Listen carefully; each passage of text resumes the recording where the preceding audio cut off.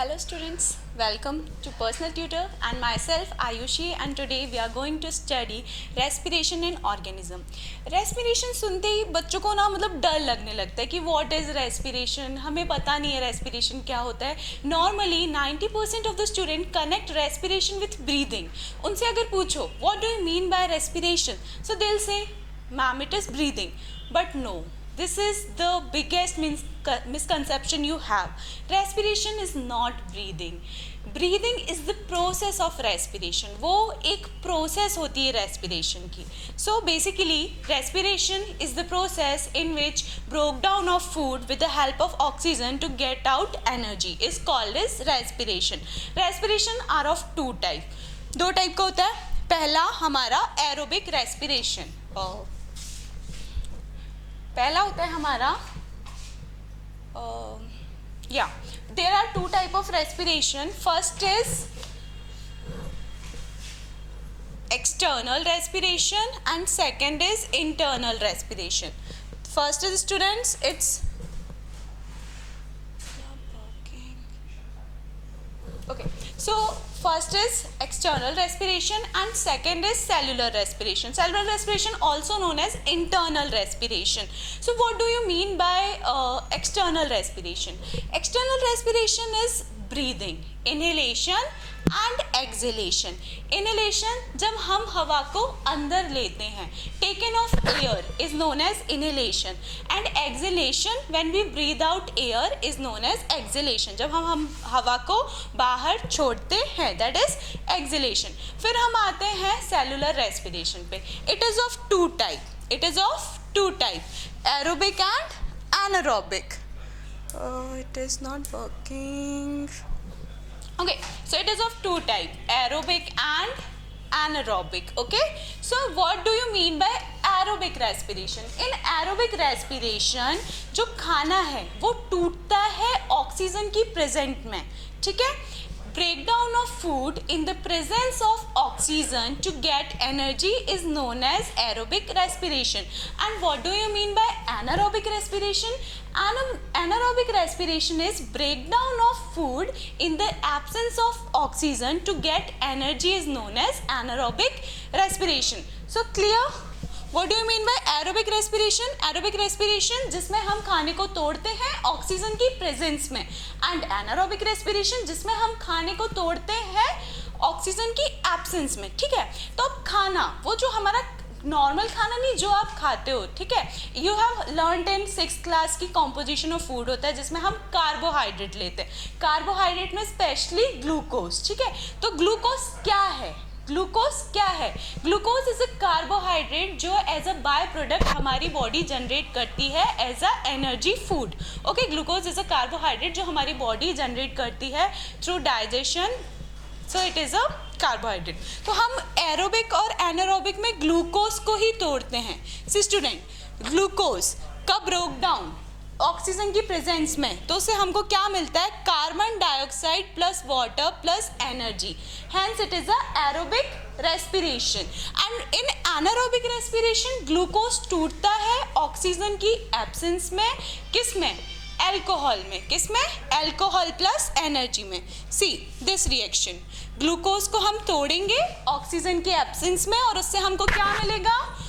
Alcohol plus carbon dioxide plus energy. Okay, moving further, after aerobic and anaerobic respiration comes anaerobic respiration in humans. anaerobic respiration humans में कब होगा? देखो, normally तो हमको काफ़ी oxygen है इन्वायरमेंट में तो हमको मिलती है, बट हम जब लैक करेंगे ऑक्सीजन, जब हमें इनफ ऑफ ऑक्सीजन नहीं मिल पाएगी, तब हमारी बॉडी स्टार्ट करती है एनारोबिक रेस्पिरेशन.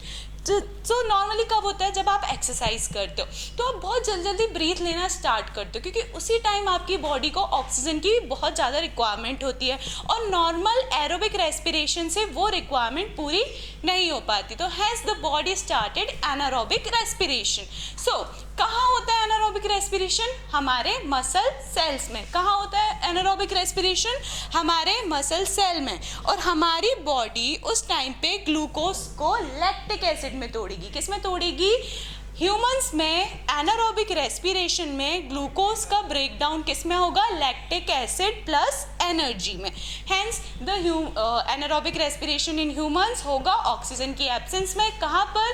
मसल सेल्स में. और वहाँ पे ग्लूकोज किस में कन्वर्ट होगा? लैक्टिक एसिड प्लस एनर्जी में.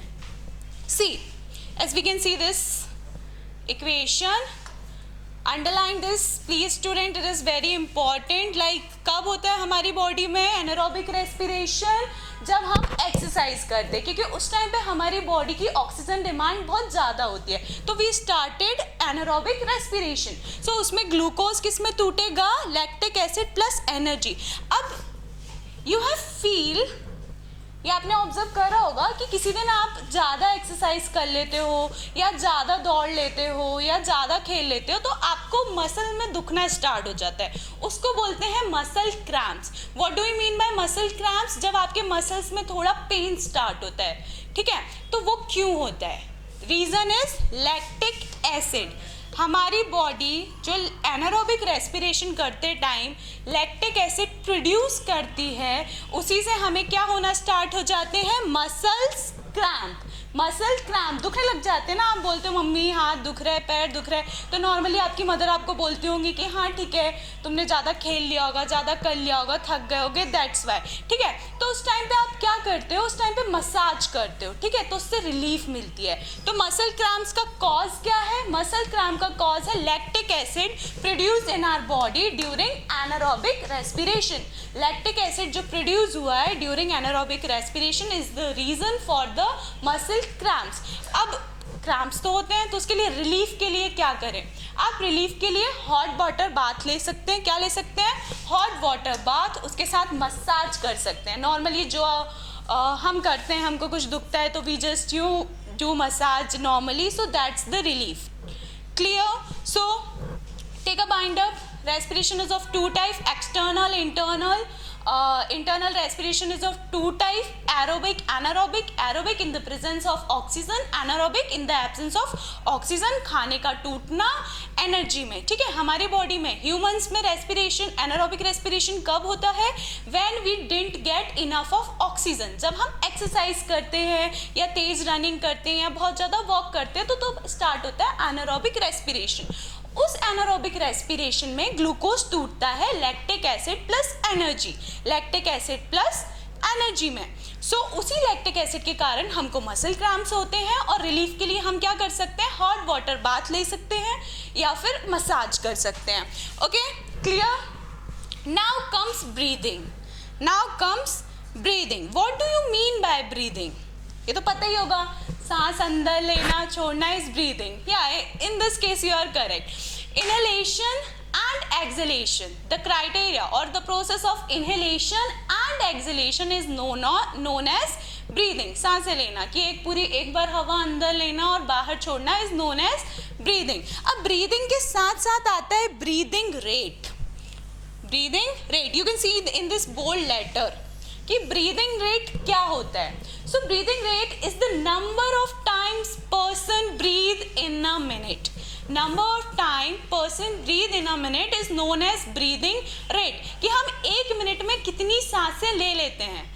ठीक है, so it is 12 to 16 per minute. In a normal adult human being, it is 12 to 16 per minute. अभी you will start doing it कि हाँ मैम हम तो ज़्यादा ले लेते हैं. ठीक है, वो psychologically you can do it 12 to 16 times in a minute. So what is our breathing rate? What is the breathing rate of adult human being? It is 12 to 16 per minute. 12 to 16 सांसें हम एक minute में लेते हैं. Clear? Breathing rate. Breathing rate is the number of times a person breathes in a minute is termed as breathing rate. Okay, so normally जो athletes होते हैं, sports persons होते हैं, who use to go to gym more और who use to do physical exercise more, उनका normally exceed करता है 25 पर मिनट तक. मतलब उनका जो ब्रीथिंग रेट होता है वो 25 पर मिनट, 25 सांसें वो एक मिनट में ले सकते हैं क्योंकि उनकी लंग कैपेसिटी अच्छी हो जाती है. सी स्टूडेंट्स, इसीलिए सब बोलते हैं कि हमें थोड़ा खेलना चाहिए, आउटडोर गेम्स ज़्यादा खेलने चाहिए, इंडोर गेम्स में ज़्यादा इन्वॉल्व नहीं रहना चाहिए क्योंकि उससे हमारी लंग्स कैपेसिटी अच्छी होती है. है। जितना ज़्यादा आप फिजिकल एक्सरसाइज करेंगे, बाहर खेलेंगे, so I don't mean by physical exercise कि आप जिम जाने लगो, but you can do outdoor games, तो उससे आपकी लंग कैपेसिटी अच्छी होगी। Okay, come back to our chapter. So breathing rate is clear, number of breaths per minute is known as breathing rate. Now, how do we breathe? It's a very important concept and it is a very important topic of this chapter. How do we breathe? अब ऐसे ही तो सांस अंदर बाहर हम ले नहीं सकते, क्योंकि बहुत सारी गैसेस जो है इन्वायरमेंट में, हम वो क्यों नहीं इनहेल करते? तो there is a criteria for that. क्या होता है, हमारे लंग्स उसके लिए काम करते हैं। हमारे रेस्पिरेटरी ऑर्गन्स क्या क्या हैं? nose, nasal cavity, your thorax, wind pipe and come to your lungs. lungs के अंदर bronchi, bronchioles and alveoli। तो हमारे lungs जगह बनाते हैं हवा के लिए। तो सबसे पहले हम बात करेंगे inhalation की, कि inhalation कैसे होता है। inhalation कैसे होता है? As I told you, what are our respiratory organs? Nasal cavity, then your lungs, windpipe, diaphragm, these are your respiratory organs। और हम सबसे पहले बात करेंगे inhalation की, कि inhalation क्या होता है। देखो, इनहेलेशन के टाइम पे हमारा डायफ्राग्राम हो जाता है कॉन्ट्रैक्ट। अब कॉन्ट्रैक्ट नॉर्मली हमारा डायफ्राग्राम ऐसा उठा हुआ रहता है, तो इनहेलेशन के टाइम वो हो जाता है कॉन्ट्रैक्ट, मतलब it will move downwards, it will move downwards. Rib will move upwards, rib खिंच जाती हैं, रिब्स क्या हो जाती हैं? खिंच जाती हैं, ठीक है। तो उसको बोलते हैं अपवर्ड मूवमेंट। क्या बोलेंगे अपन? Upward movement. Okay, so your diaphragm will move downward and your ribs will move upward. तो उससे क्या होगा? आपके लंग्स के अंदर जगह बढ़ेगी। क्या बढ़ेगी? जगह बढ़ेगी, और जगह के बढ़ने से प्रेशर कम होगा। देखा होगा आपने कभी 6th क्लास में पढ़ा होगा, pressure is inversely proportional to volume. इसका मतलब प्रेशर, वॉल्यूम के बढ़ने से प्रेशर कम हो जाता है। तो जगह बढ़ी, ठीक है, तो हवा बाहर से अंदर आएगी, हवा बाहर से अंदर आएगी, हैंस द इनहेलेशन। और जो हवा अंदर आती है, सारी गैसेस मिक्स होके आती हैं, पर उसमें ऑक्सीजन का परसेंट सबसे ज़्यादा होता है, दैट इज़ 21%।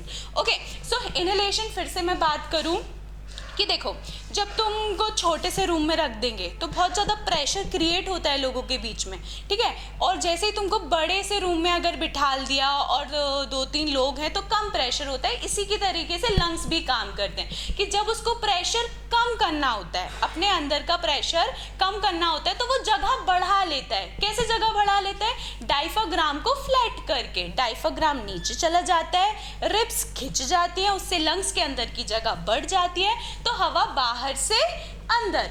अब एक्सहेलेशन की बात करें कि हवा को हम, मतलब एयर को ब्रेथ आउट हम कैसे करते हैं, तो देखो रिवर्स कर दो इसका, कि अब तुमको अगर प्रेशर बढ़ाना है लंग्स में, प्रेशर बढ़ाओगे तभी तो जाएगी ना हवा बाहर, तभी तो निकलेगी बाहर। तो उसके लिए तुमको क्या करना होगा? जगह छोटी करनी होगी फिर से। तो डायफ्राग्राम को अब हम ले आते हैं हमारी नॉर्मल पोजीशन पे। So now diaphragm will move upwards, diaphragm will move upwards and ribs will come back to their own position. Ribs will you can say ribs will move inwards, hence the pressure in the lungs will more।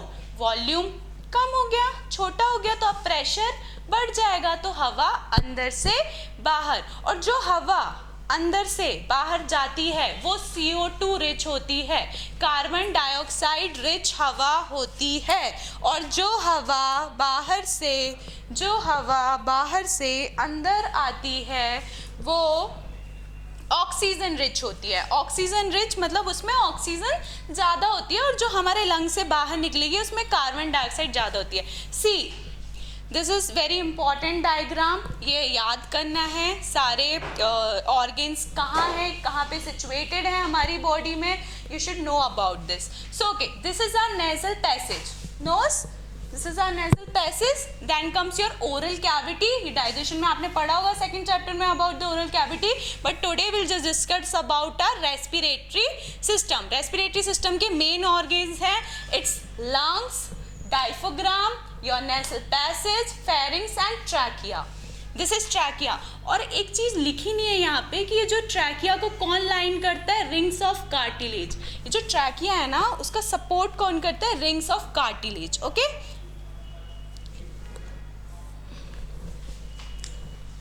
Okay, so move further. This is about inhalation and exhalation. कि अंदर का जब आप जगह बढ़ा दोगे तो pressure क्या हो जाएगा, कम हो जाएगा, तो हवा बाहर से अंदर. और जब आप वॉल्यूम कम कर दोगे, मतलब जगह कम कर दोगे, तो प्रेशर बढ़ जाएगा, तो हवा अंदर से बाहर. और ये चीज़ बहुत ध्यान में रखना कि जो हवा बाहर से अंदर आती है वो ऑक्सीजन रिच होती है, मतलब उसमें ऑक्सीजन का अमाउंट ज़्यादा होता है, और जो अंदर से बाहर जाती है उसमें CO2 का अमाउंट ज़्यादा होता है.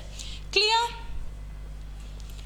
हाँ, अब नाउ द क्वेश्चन अराइजेस कि हवा में तो सब प्रेजेंट होता है, हवा में तो डस्ट भी होती है और बहुत सारे पार्टिकल्स भी होते हैं और माइक्रो ऑर्गेनिज्म भी होते हैं, तो हम उन सब से कैसे बच जाते हैं. मतलब नॉर्मली हर किसी को अस्थमा या ऐसे इन्फेक्शंस नहीं होते, बिकॉज जो हमारा नेसल पैसेज होता है उसमें टाइनी हेयर्स प्रेजेंट होते हैं. क्या प्रेजेंट होते हैं? Tiny hairs. तो जो भी स्मोक पार्टिकल्स होते हैं या डस्ट पार्टिकल होते हैं वो उन छोटे छोटे हेयर्स में रुक जाते हैं, तो हैंस हम उन सब चीज़ों से बच जाते हैं. और सेकंड, आप स्नीज करते हो, तो व्हाई डू वी स्नीज, मतलब कुछ साइंटिफिक रीज़न है? यस, हम इसलिए स्नीज करते हैं कि जब वो डस्ट पार्टिकल हमारे नोज़ के नेसल पैसेज के टाइनी हेयर्स में फंस जाते हैं तो हमको इरिटेशन होती है, and out of the irritation reflex वो स्नीज निकलती है. तो स्नीज में सारे जो भी डस्ट पार्टिकल, स्मोक पार्टिकल या कोई भी माइक्रो ऑर्गेनिज्म या कोई भी इन्फेक्शियस चीज़ें वहाँ से निकल जाती हैं, आपके नेसल पैसेज से निकल जाती हैं. इसलिए you should have to clean your nose students, be hygienic in that. Okay, see here is the picture in NCERT. Inhalation, जब आप इनहेलेशन करते हो तो डायफ्राम नीचे गया, प्रेशर कम हुआ and the air drawns in. And here जब आप डायफ्राम अपनी नॉर्मल पोजीशन पे चला गया तो हवा क्या चल जाती है, बाहर चली जाती है प्रेशर के बढ़ने से. So we just did this, हमने देखा. चलो, ब्रीदिंग इन अदर एनिमल्स, ये तो हमने बात कर ली ह्यूमंस की कि भाई ह्यूमंस कैसे ब्रीथ करते हैं. ओके, हाँ, also look at this the percentage of oxygen. जब आप इनहेल करते हो तो 21% ऑक्सीजन रहती है. एज आई टोल्ड यू कि जब हवा बाहर से अंदर आती है हमारे लंग्स में तो उसमें 21% ऑक्सीजन का लेवल होता है. और जब हम एक्सेल करते हैं तो उसके साथ भी हवा बाहर, ऑक्सीजन बाहर जाती है, पर थोड़े कम परसेंटेज में जाती है, क्योंकि हमारी बॉडी ने वो ऑक्सीजन यूज़ कर लिया जो 21% से आई है. तो हैंस जब हम एक्सेल करते हैं तो 16.4% ऑक्सीजन बाहर जाती है. Now breathing in other animals, हमने ह्यूमंस की बात कर ली. ह्यूमंस के मेन ऑर्गन्स है रेस्पिरेटरी सिस्टम, जिससे रेस्पिरेशन होता है. कौन कौन से? Let me remind it. First is our nose, nasal passage, windpipe, pharynx, trachea, lungs, और lungs के अंदर bronchi, bronchiole and alveoli. Alveoli is the main site of respiration.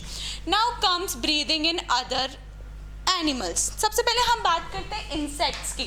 Insects example cockroach and you can say mosquito, house fly, ये सब कैसे breathe in या breathe out करते होंगे? क्योंकि उनके पास तो लंग्स है नहीं, उनके पास लंग्स नहीं है. तो लंग्स नहीं है तो उनके पास कोई सिस्टम तो होगा, रेस्पिरेटरी सिस्टम. तो उनके पास नेटवर्क ऑफ ट्यूब्स होता है. क्या होता है उनके पास? Network of tubes which is known as trachea, और trachea, many people use to pronounce it trachea, like trachea. This is the respiratory network of air tubes which is known as tracheae. See this, इनकी ना openings होती हैं, इनकी ये जो छोटी छोटी ओपनिंग्स होती हैं इनको बोलते हैं स्पायरिकल्स. क्या बोलते हैं इनको? स्पायरिकल्स. और इससे ही एयर डिफ्यूज होती है, देखो बाहर से एयर इनके थ्रू अंदर घुसेगी इन नेटवर्क्स में, ठीक है, और इन्हीं के थ्रू बाहर जाएगी. तो रेस्पिरेटरी ऑर्गन, ठीक है, सिस्टम तो हम बोल नहीं सकते, छोटा सा जानवर है तो हम सिस्टम तो बोल नहीं सकते. तो रेस्पिरेटरी ऑर्गन इंसेक्ट्स में क्या होगा? ट्रैकिया, और उनकी ओपनिंग को क्या बोलते हैं? स्पायरिकल्स. ठीक है, इंसेक्ट्स के बाद हम बात करेंगे, स्पेशली इंसेक्ट्स में कॉकरोच के बाद हम बात करेंगे अर्थवर्म की. Earthworm, have you seen earthworm? छोटा सा, I will show you the picture. So in earthworm, the earthworm, उसके पास कोई मेन ऑर्गन नहीं होता है, ठीक है, ऐसा कुछ ऑर्गन नहीं होता है. वो अपनी बॉडी सरफेस के थ्रू हवा अंदर और बाहर लेता है. तो उसका रेस्पिरेशन किसके थ्रू होगा? थ्रू स्किन, मॉइस्ट स्किन, ठीक है. Earthworm will respire through its moist skin. Now comes fishes. देखो, फिशेस के पास एक रेस्पिरेटरी ऑर्गन होता है जिसका नाम होता है गिल्स. गिल्स के पास एक कैपेसिटी होती है. स्पेशली आप जितने भी एक्वेटिक एनिमल्स देखोगे, एक्वेटिक एनिमल्स मतलब जो पानी में रहते हैं, आप उनके पास देखोगे कि गिल्स प्रेजेंट होते हैं. क्यों? Because gills has the capacity, gills has the capacity कि जो पानी में मिक्स ऑक्सीजन होती है वो उसको एब्जॉर्ब कर लेते हैं. मतलब like they absorb the mixed oxygen in the water. Hence they have gills. Hence all the aquatic animals have gills. So fishes comes in aquatic animals और उनके पास भी गिल्स हैं जिसके थ्रू वो रेस्पायर कर पाती है. इसीलिए मछली जल की रानी है और जीवन उसका पानी. आप जैसे उसको बाहर निकाल देते हो वो मर जाती है, क्योंकि गिल्स के पास ये कैपेसिटी नहीं है कि वो इन्वायरमेंट में प्रेजेंट एयर को एब्जॉर्ब कर सके. दे हैव द कैपेसिटी कि पानी में मिक्स जो ऑक्सीजन होती है उसको वो एब्जॉर्ब कर लेती है. ठीक है. After fish, you have also heard about frog.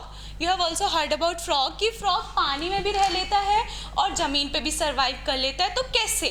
See, जब frog ज़मीन पे रहता है, ठीक है, जब फ्रॉग ज़मीन पे रहता है तो वो रेस्पायर करता है through the pair of lungs. उसके पास होते हैं पेयर ऑफ लंग्स जिससे वो रेस्पायर करता है, मतलब हवा को अंदर और बाहर लेता है. बट जब वो पानी में होता है तो वो अपनी स्किन के थ्रू ऑक्सीजन को take in and carbon dioxide को टेक आउट करता है. तो वो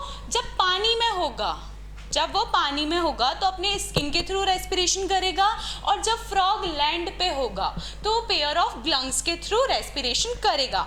now respiration in plant, yes students, plants also respire, hence they are also called living beings. खड़े रहते हैं इसका मतलब ये नहीं कि वो भी नॉन लिविंग होंगे. मूवमेंट शो करते हैं वो अपनी ब्रांचेस को हिला के, उनकी पत्तियों को झड़ा के. They also show the movement. Okay, so respiration in plant. Generally आपने सुना होगा कि प्लांट ऑक्सीजन रिलीज करते हैं, कार्बन डाइऑक्साइड एब्जॉर्ब करते हैं. हाँ, करते हैं, पर वो उनकी न्यूट्रिशन की प्रोसेस है. न्यूट्रिशन की प्रोसेस में प्लांट्स कार्बन डाइऑक्साइड एब्जॉर्ब करके फोटोसिंथेसिस के थ्रू खाना बनाते हैं. पर जो खाना उनने बनाया है, like they also make glucose, ठीक है, तो उसको तोड़ने के लिए उन्हें भी एनर्जी चाहिए. Hence plants also absorb oxygen for the breakdown of food to release energy. पेड़ भी हमारी तरह ही ऑक्सीजन को एब्जॉर्ब करते हैं, फिर उस जो ग्लूकोज उनने बनाया है C6H12O6 उसको तोड़ते हैं एनर्जी रिलीज करने के लिए. ठीक है, इसीलिए सुना होगा नॉर्मली कहते हैं लोग कि मतलब पेड़ के नीचे रात में नहीं सोना चाहिए, पेड़ ऑक्सीजन लेने लगते हैं, कार्बन डाइऑक्साइड छोड़ने लगते हैं. तो this is the reason, because they use to absorb not only night also in day, they use to absorb oxygen. क्यों? क्योंकि उनको उस जो ग्लूकोज जो उन्हें खाना बनाया है फोटोसिंथेसिस से, जो न्यूट्रिशन से उन्हें खाना बनाया है, उसको तोड़ने के लिए उन्हें भी एनर्जी चाहिए. Hence plants also respire, they do respire carbon dioxide as well as oxygen for the breakdown of food. And okay, from where they respire, क्या ऑर्गन क्या है प्लांट्स में? ठीक है, तो they didn't have a organ like something, but they have a structure called stomata. आ गया याद? फर्स्ट चैप्टर पढ़ा था कि लीव्स के पास क्या प्रेजेंट होता है? स्टोमेटा. टाइनी पोर्स प्रेजेंट होते हैं for the exchange of gases, मतलब स्टोमेटा के थ्रू ही हवा अंदर और बाहर जाएगी प्लांट्स में. Okay, so binder for today हम एक बार रिवाइज कर लेते हैं कि आज हमने क्या पढ़ा. Today we study respiration. There are two type of respiration, external, internal. Internal respiration are of two type, aerobic and anaerobic. फिर हमने देखा हम इनहेल कैसे करते हैं, एक्सहेल कैसे करते हैं. फिर हमने थोड़े और ऑर्गेनिज्म की बात करी कि कॉकरोच में ट्रैकिया प्रेजेंट होता है which is known as the network of air tubes. And also we study about fishes जिनके पास गिल्स प्रेजेंट होते हैं, frog, earthworm, moist skin. So and also we get to know today कि plants सिर्फ carbon dioxide नहीं लेते, they also respire oxygen, क्योंकि उन्हें भी एनर्जी की ज़रूरत है, लाइक उन्हें भी ऑक्सीजन की ज़रूरत है वो एनर्जी बनाने के लिए. So thank you, hope you like the video and watch the full video. Okay, thank you.